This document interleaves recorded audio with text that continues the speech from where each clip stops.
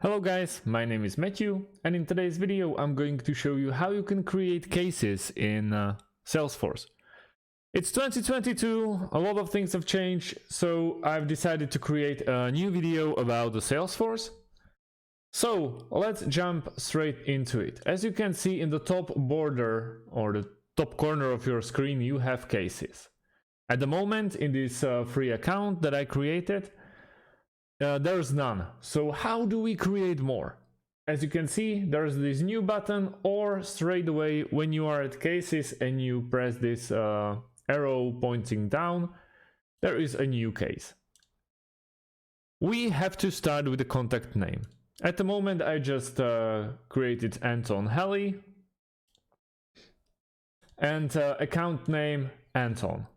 We can go with the email.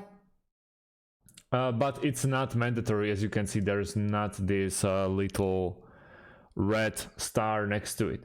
Status, let's go with open. Case origin, let's go with an email.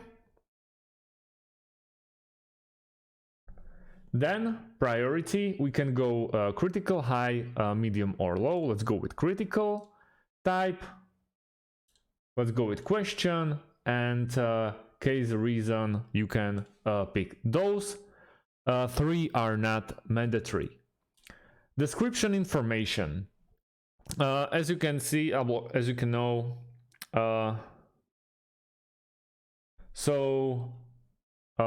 it's completely up to you. We hit save.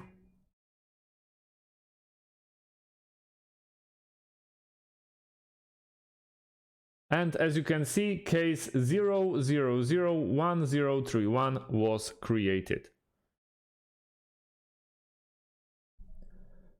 So this is how you created the case. If you forgot to mention any of the informations that you haven't basically filled in, you can go with a title,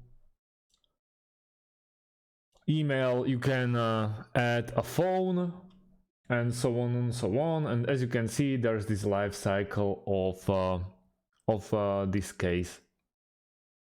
You can follow it. You can easily edit it even in the big window and clone it, so you don't have to like recreate all the information that you already filled in. And that's about it, guys. If you have any more questions how it was done, please leave a comment underneath this video. I'll try to answer it as fast as possible. Thanks for watching and see you in the next video. Have a great day.